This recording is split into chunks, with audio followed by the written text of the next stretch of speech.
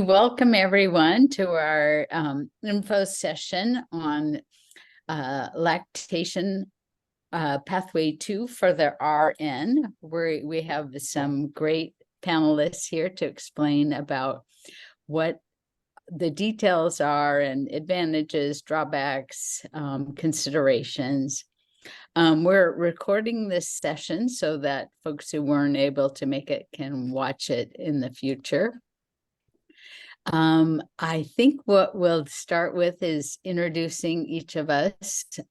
So I'll go first. My name's Michelle, and I'm the program director for the OHSU-PSU Certificate of Human Lactation.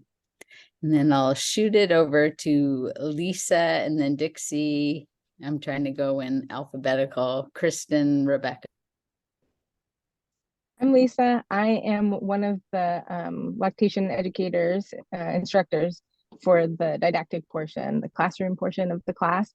And I'm a nurse. I was a labor and delivery and postpartum nurse before I was a lactation consultant. And I took, prior to being a Pathway 2 program, I took this class. And yeah, now I get to teach it. Hi, I'm Dixie. I am one of the past instructors in the program, and now I am doing most of the advising. So you may talk with me or hear from me via email if you have questions, you want to learn more about the program. We're happy you're here today. Hi, I'm Kristen Waits, and I am the clinical supervisor of the 4 mother-baby clinics at Providence, and we see families 1 to 2 days after going home from the hospital. We also see people in the community for lactation and ongoing lactation needs. I've been a preceptor for several students through this program, and we've actually got a few people working with us that were our previous students. Thanks. Hi, my name is Rebecca. I am a graduate of the program in June of 2022, I am now actually living in Colorado. When I went through the program, I was living in California and working as a lactation consultant at a hospital in Denver.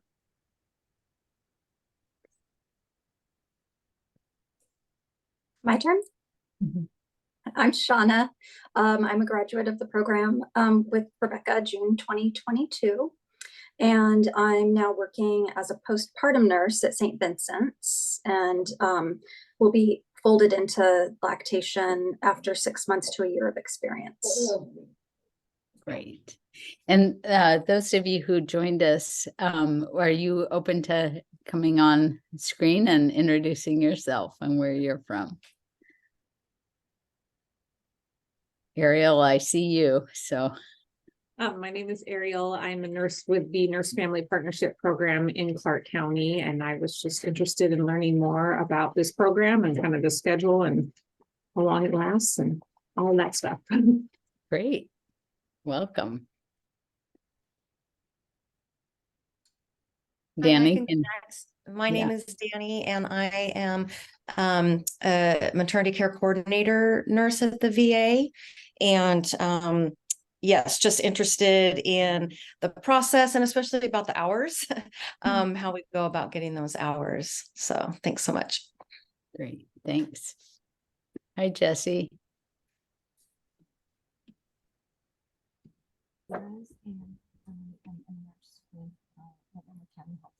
We can't quite hear you.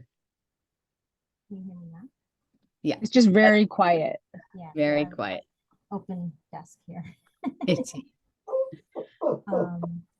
I am a nurse with Multnomah County's Health Department, and I'm interested in the program. I specifically focus on TB case management right now, but I'm interested in just a personal career transition towards women and children's health. Great, great. Thanks so much for telling us a little bit about yourselves. And now I'd love to turn to, let's have Rebecca go first and tell us what you were doing before, how you found out about lactation and why you decided to jump in with both feet. So I actually started found the program when I was actually not working. So I was an Air Force nurse for about 10 years and did a variety of things like med-surg, staff education, did some couple years of L&D and postpartum sort of combined in a small hospital. And then when I was pregnant with my first child, we moved overseas. My husband's was still active duty Air Force, and just challenges with my own breastfeeding experience sort of led me to want to support others with lactation. So a couple of years after moving back, I started to get involved in peer support and sort of realized how much I didn't know. I mean, I knew a decent amount from my own experience, but wanted to learn more. And so then started to explore the lactation consultant role and just sort of looked at different options. So at that time I was still staying at home with my children. So I wasn't working formally.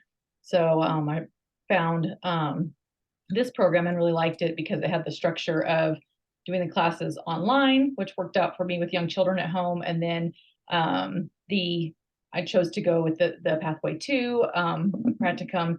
And I really felt like that would be a good way to really get guided guidance in learning that. So obviously as a nurse, you have a certain job and get your hours on the job, but I wanted somebody like teach me, not just maybe just me trying to figure it out. So I really wanted to have that precepted experience with an experienced lactation consultant to guide me through that. So that's why I chose the program and really enjoyed it.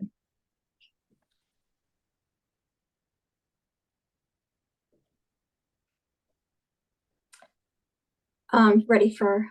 Yes, that's what I just said, but you didn't hear it.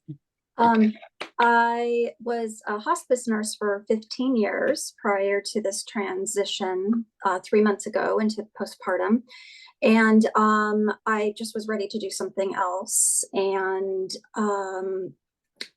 thought lactation would be a great way to get back to stuff I had done before becoming a nurse. I did work at a birth center with a midwife, and I had worked at Planned Parenthood. So I feel very purposeful empowering women and giving kids the best start they can get. So lactation seemed a great way to fulfill that. And started taking the classes. The year of classes was not difficult to kind of fold into my work schedule. But then I did go part-time during clinicals and switched to day shift. And then, so that worked out really well to get through that. That was doable, working part-time and doing 1 to 2 clinicals a week for those 9 months. And that clinical pathway was great, and my clinicals were really tailored to me, just as far as working with nurses at Providence, where I had already worked, to facilitate getting a job when I was done, which happened. Great. And then how about Kristen, from your point of view, what have you noticed from your vantage point from Pathways 2 students? As some of you might know, there's 3 ways to become a lactation consultant, but this way is Pathway 2. Well, I did not do Pathway 2 myself, and I think that you can easily live in a bubble as a lactation consultant. And when I came to my position where I work right now at St. Vincent, was where I started, suddenly I was surrounded by all these lactation consultants that I worked with all the time. And I started learning so much just from hearing them talk and from seeing what they did if they couldn't get a comfortable latch.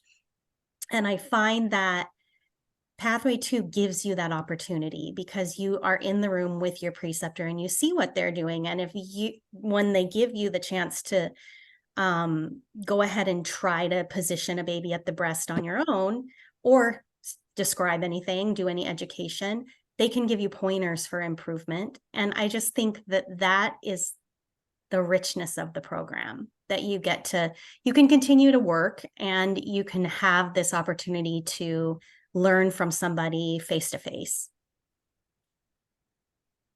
Thanks so much, Kristen, for that perspective. Lisa, did you have something of tell us how you got here? Yeah, so when I took the class, it was not a Pathway 2 program, and there wasn't one in the area that was available to do. And so I did Pathway 1, which like I was able to get my hours easily because I was working in labor delivery and postpartum. But that did not prepare me for actually working in lactation, because everything that I was my experience was what other nurses without lactation specific education were teaching me, or things that I had learned on my own. And it's not the best way to go into a very specific profession. And I did have the benefit when I started working in lactation, which was several years after I got my IBCLC, that I was working at a hospital with a lot of lactation support. So I had really good mentors there who I was able to work with. So that was a huge advantage. And I felt like that was sort of my pathway too. So having that prior to working in lactation would have been so helpful, and getting that experience where you can ask so many questions and get actual lactation experience from a lactation consultant. And so being a Pathway 1, and I don't recommend it actually for most people. And my friends that have become lactation consultants since I have been one, who are nurses, I have specifically told them, don't do Pathway 1 because of these reasons. And, it depends on how it fits into your life, with the practicum and things. But it didn't prepare me for actually working in lactation. Okay, so there's that. How about Rebecca and Shauna, if y'all tell us a little bit about where you did your practicum experience, and Rebecca, maybe speak to some of the groundwork that you had to do to make it happen.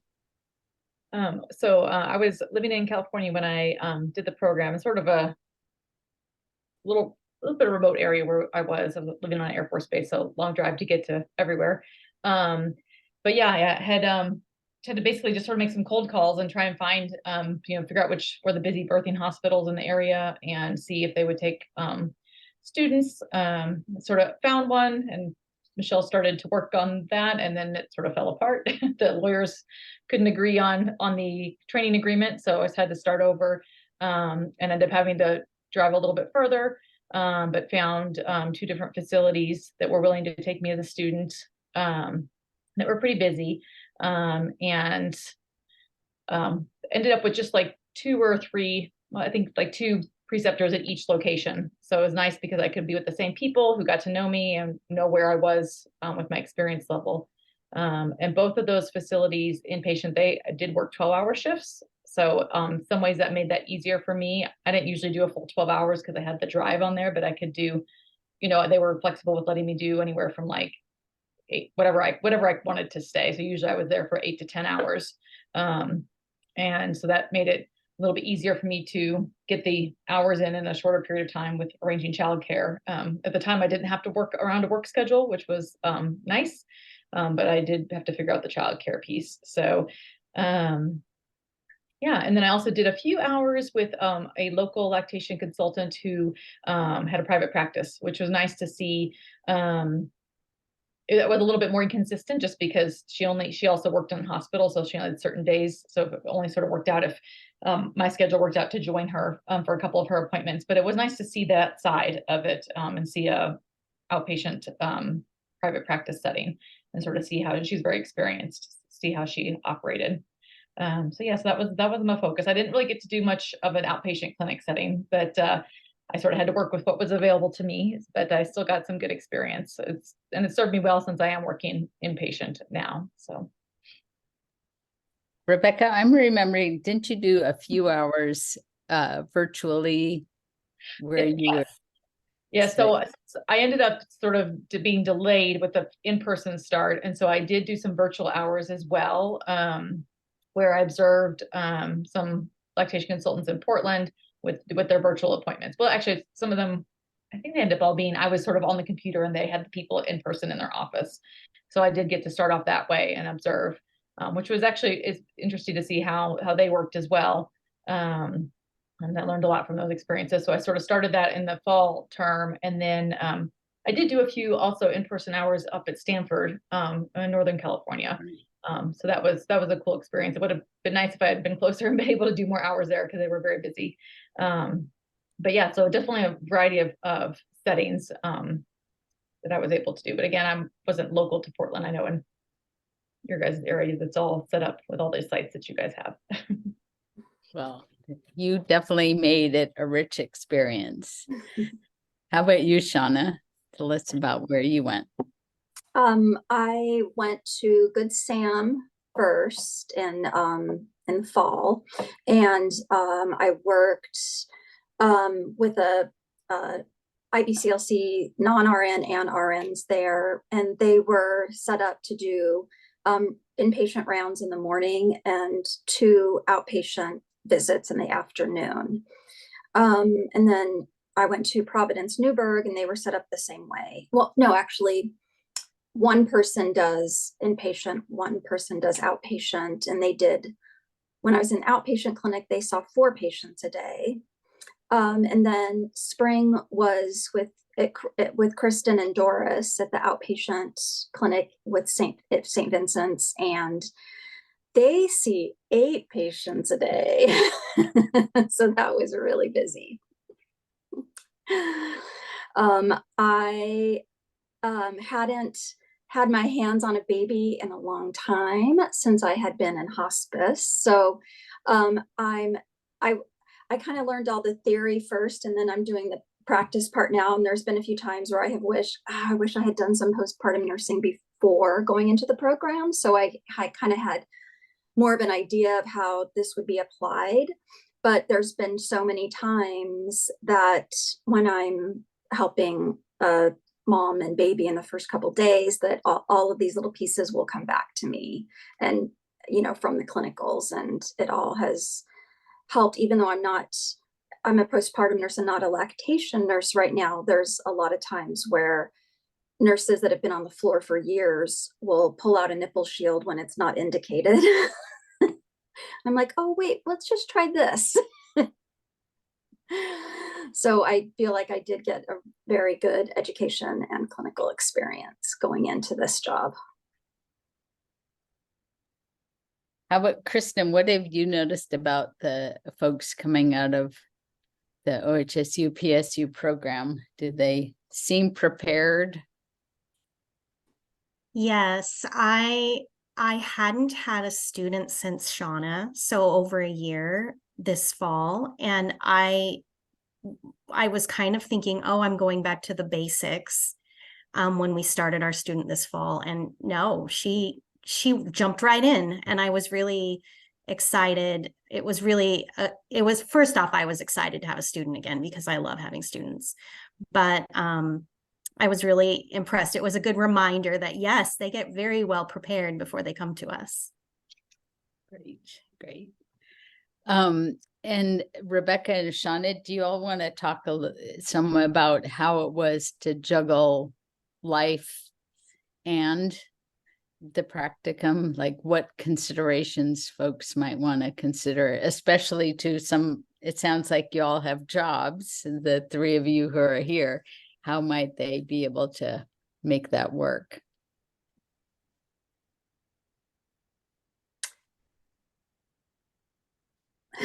I let my friends and family know for 9 months I'm going to need support, and I'm not available for a lot of things because I was just focused on school, work, and taking care of my children who are older, but still I just kind of set expectations from the start and didn't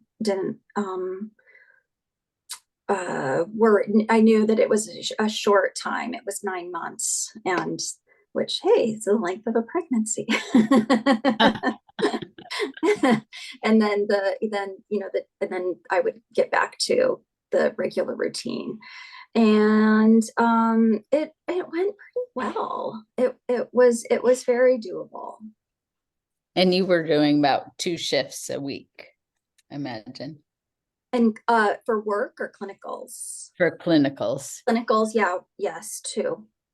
And then I had been working full time, so I went to part time. So I was doing 40 hours a week between work and school instead of 40 hours a week just with work. Got it. Any tips from you, Rebecca? I think similar to Shauna, like I sort of called in the support. So my husband, his job was somewhat flexible. He had some input into his schedule, so he sort of let his leadership know, that there were going to be days that he would be like, okay, I can't get scheduled to do something before this time, or I need to be done by this time. So they were pretty flexible with that. I mean, again, sort of like Shauna said, we knew it was for a time limited. Mine was sort of condensed for the most part for the in-person hours between January and May. So that piece, so he was more available to help with like getting the kids off to school, because the days that I would go, I usually left early, like in the 4 o'clock hour, because I had a long drive. And so he would, get the kids off to school and then be able to go to work. And then I also was lucky that my mother-in-law lived about 2 hours away. So she actually came up and helped us out a few times and was able to come up and stay. So I was able to schedule.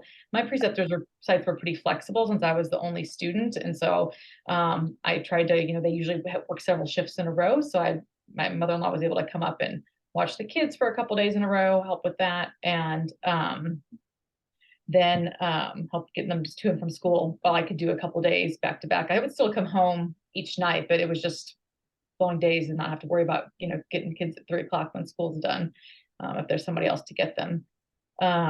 So it was just sort of that piece of it. But yeah, I wasn't having to work around a work schedule, but I think if I had been, I think going to part-time probably would have been helpful, just because there's only so many hours in a week. So, yeah, I think a lot of coordination and sort of getting all your support in place before you get started is helpful. Well, we want to be sure that we address questions that folks have that have attended today. So Ariel, Danny, and Jesse, what questions do you have for the folks on our panel that we could help you with? Well, I have to admit, it has been several months since I read about the program. So this is like basically all new information at this point. So I was just curious, the program itself is 9 months long. And then is that including the practicum? Like that's everything? No. So what happens is you have to, for certification requirements, you have to complete 95 hours of lactation specific education. So folks do that first. Okay. And so they can do that either in a 3-course series, fall, winter, spring, which is live weekly distance learning classes once a week, or they can condense it and do it in winter spring terms, which is what we call a remote course. And those courses are recorded content. And so you have more flexibility of when you listen to the lectures, but you still are on our schedule to completing assignments and quizzes on a weekly basis. But then you get your 95 hours done either in 2 terms or 3 terms. And then folks who want to do Pathway 2, since there are these 3 different ways to do clinical experience, we always have students in our lactation education courses that might be doing all 3 pathways for their clinical experience. So then once you finish your lactation ed, the folks who are interested in Pathway 2 apply for that specific part of the program to obtain their clinical experience the next fall, winter, spring. And that allows people, as they're talking about, to kind of integrate it into their regular life, right? It's on a part-time basis. So usually people can continue to care for their families or do a job, whether it's full-time or part-time, while they're still doing their, meeting the requirements for certification. Okay, and then the Pathway 2 is how many hours do you have to have in the practicum? It's 300 hours of clinical experience, and most of our students get more than that. More experience is always better than less. And so we make sure, though, that everybody meets the requirement of 300 hours of clinical experience. And you do help with some placement, or? It depends on where the folks live. We help all the students with placement, but in some areas we already have established clinical sites. And so it really just depends on where the student is living. If they live someplace like Rebecca did, where we don't have clinical sites established, they help us identify sites. And then Michelle does all the amazing magic of the bureaucratic paperwork to create an agreement with that clinical site so we can place the student there. So yeah, we help students wherever they are, as long as that's possible, or students sometimes are willing to travel and able to travel to sites that we already have established if they're in an area where there aren't sites established, like a very rural area situation. And do you have like a time limit on how long you have to complete those 300 hours? Yes, you're on our schedule, fall, winter, and the first part of spring term. So you will be also attending clinical skills classes during that time, meaning one evening a week, your cohort of students is going to be meeting live distance learning classes to talk about their clinical experiences and build on those clinical skills. And one weekend each term, you're going to have some live skills building classes that if you're in the Portland area, you can come in person to do those on campus. If you're living outside, another state where you can't come, then you can attend those virtually. So we make sure that everybody gets all their clinical experience done to meet the deadline to then take the next exam. So the deadline would be applying usually in May to take the September exam and then get their results by the end of that year. Thank you. So Rebecca and Shauna, maybe since Dixie brought that up about the cohort, maybe speak a little bit about the pros or the cons, or what the considerations of working in a group or having this kind of built-in support group to come up to IBCLC together. Well, I really enjoyed actually the cohort, also the larger class for the 95 hours the first year, and then also the smaller cohort that we had of students. I had signed up for the 95-hour class, and then the 2-term class became an option, and I thought, oh, maybe I should do that because I've had success with that kind of learning format before. But I'm really glad I stuck with the live in-person or the live remote class, because I felt like I learned a lot from my fellow students who came from a lot of different backgrounds. A lot of them not specifically from a healthcare background, which I think adds a unique perspective. So I really enjoyed that piece. And then our cohort still keeps in touch. We have a group meet chat, and we'll sort of like throw things out like, hey, sometimes like patient related stuff, or like, hey, we read this article, or you guys see this in the news? And so yeah, we definitely have become friends and kept in touch. And it's nice to sort of start off with that network of folks that are in lactation already. So I've really enjoyed the camaraderie of fellow students in this more formal setting. I agree with Rebecca. The camaraderie was wonderful. It can be, I think, a little lonely, like when I was doing clinicals, running here, running there, and to have a group of people that, that sit down 2 hours a week together and talk about just process things that happened in your clinicals was wonderful. And we all did get very close. And even the weekends that were on campus were fun and very enjoyable. And yeah, we all still keep in touch. Great. Hey, about- Dixie. Oh, sorry. I have to go in a minute, but I was wondering if Dixie, you could talk about the difference between taking like the 95 hours somewhere else and then applying to the pathway to practicum, and that nuance that's there. Okay. So while there are these 3 different ways that you can obtain your clinical experience, they're called the 3 pathways. it is important to understand that Pathway 2 programs are unique in that we are all college credit academic programs. We're all based in colleges and universities, and all the coursework you take will be for college credit. And in order to do a Pathway 2 program where you only have to do 300 hours of clinical experience, you must do your lactation education hours within a Pathway 2 program for college credit. There's lots of great lactation training out there. That is for continuing ed units versus college credit. It's just that we can't accept any of that because the whole point of a Pathway 2 program is you do less clinical experience because you're more rigorously prepared for that. And the exam scores bear that out, that even with 300 hours of clinical experience compared to Pathway 1 is 1,000 hours, Pathway 3 is 500 hours. Pathway 2 students do very, very well on the certification exam. Is that what you meant, Lisa? Yeah. More questions, Danny or Jesse? Do you have some questions for us about our program? Well, Ariel actually did a great job of asking all of my questions. But just that you did touch on Pathway 3 of 500 hours, because I'm just thinking about the time limit and how that would work, because I am working full time and, you know, getting all those practicum hours in. I know 500 is more, but is there more flexibility? Can you do the education piece and then go on and do the 500 hours in a different manner?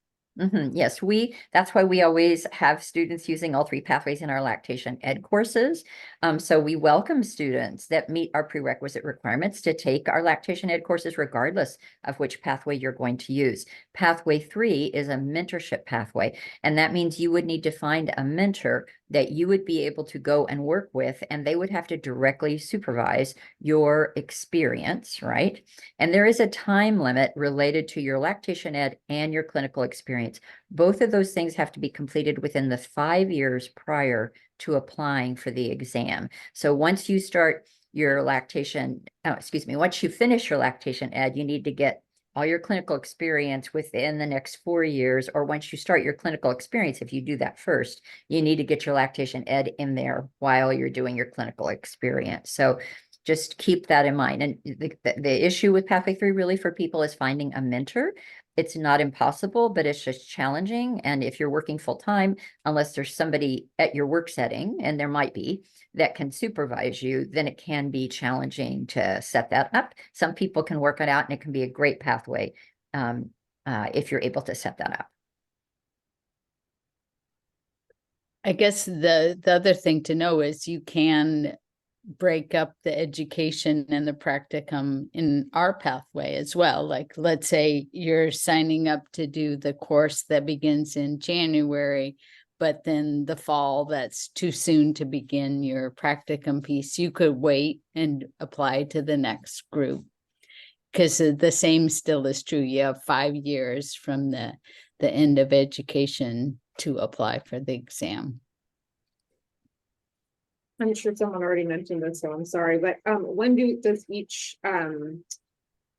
program start? Like you mentioned a January start, do they start each quarter, or how does that work? Yeah. So the education piece, we have 2 choices. You can begin in September with, so you'd begin September of 2024, and that would be the live remote class, fall, winter, spring. Or you could begin in January, in a month, and that would be the remote accelerated course, where you're, viewing the content at your own leisure. And there is opportunity for class and faculty interaction, but it's not required. And then with whichever pathway you decide, or whichever course you decided, the practicum applications are due in May, and then the coursework begins in August. And there's a little preclinical course, and then the practicum placements begin in September.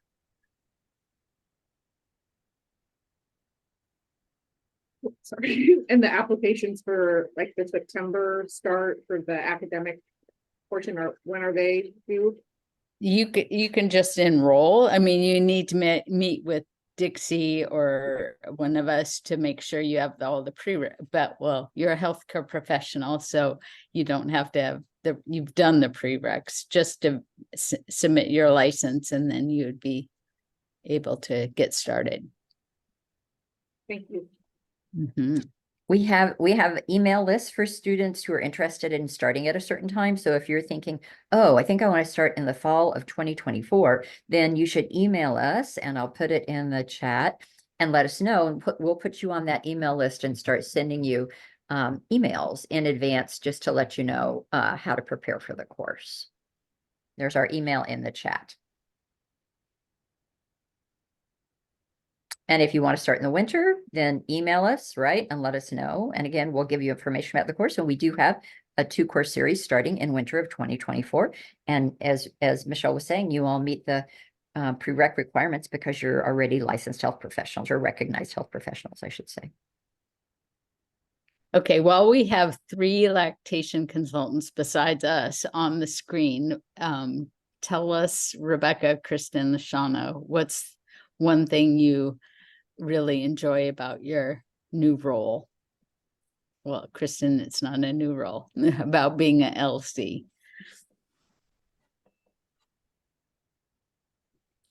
I feel like I've worked in several areas in nursing, and this is a very rewarding, I mean, daily basis. I feel like I'm making a difference in the world, and I feel very proud of that. I can't say that about all my other roles in healthcare. Thank you. I agree with Kristen, daily basis rewards. A mom one day, you know, often they say within the first 24, 48 hours after birth, my baby's hungry, I don't have anything for it. And I help them hand express, and they see a bit of colostrum. And one woman said, my body works. And I just felt like, yeah, I did my job today. And then selfishly, I get to hold babies every day.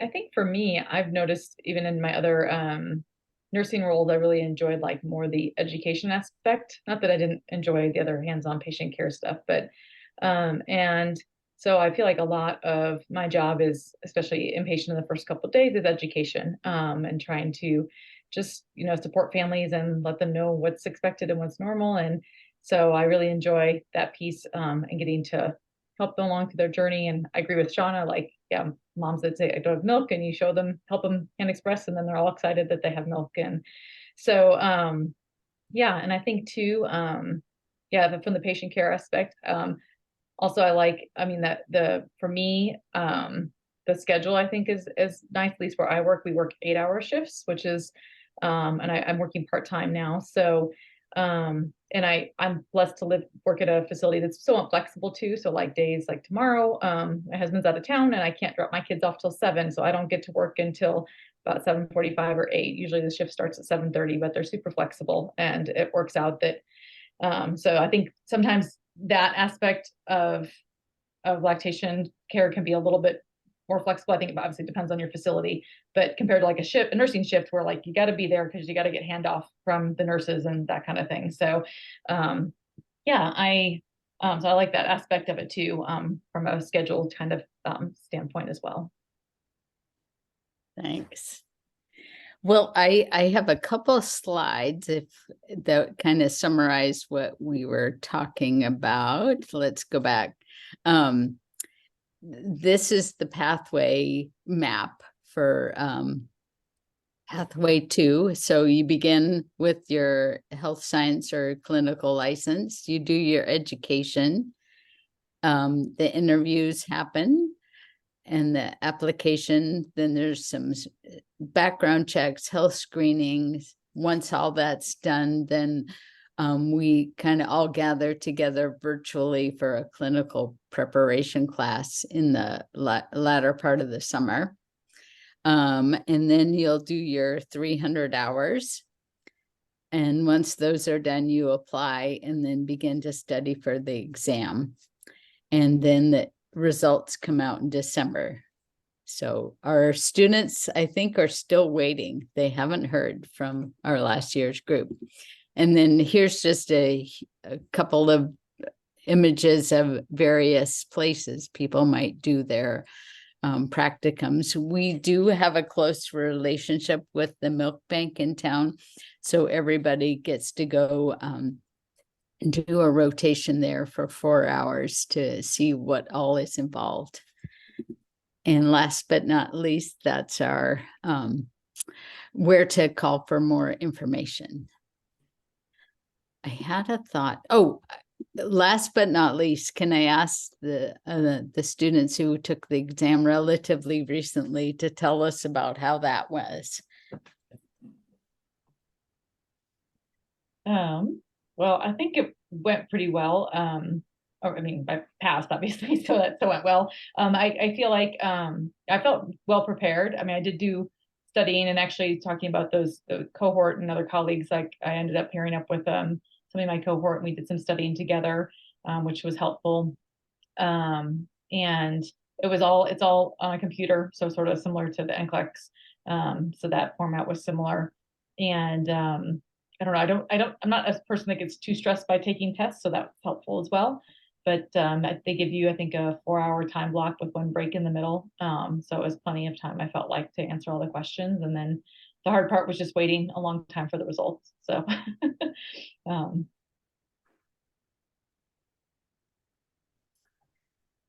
I feel like it was a lot like the NCLEX.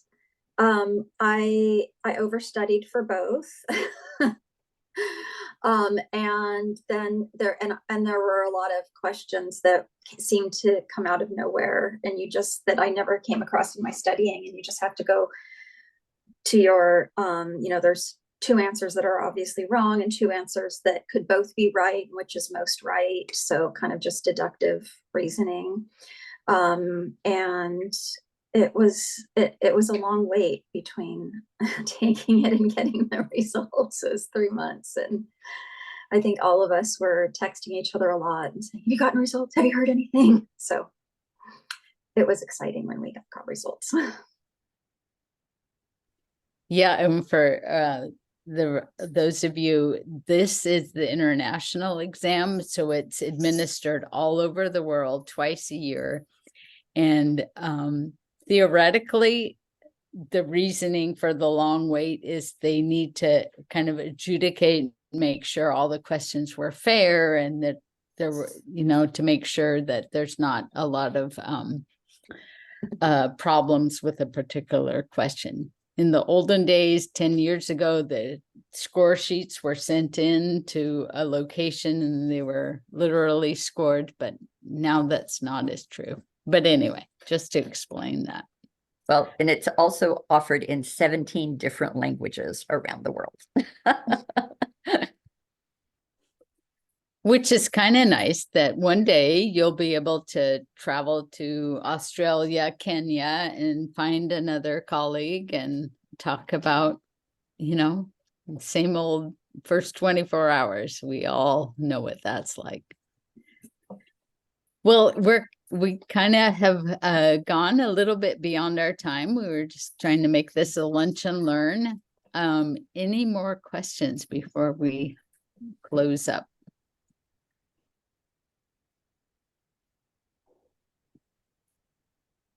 Okay, well, we're so glad to have all of you here today and hear your questions and give you a little insight into this pathway. And thanks so much to our panelists. I know you've given a lot of your busy schedule. Thanks. And with that, I'm willing to stay online, but if the rest of you need to go, that's fine. We'll be seeing you.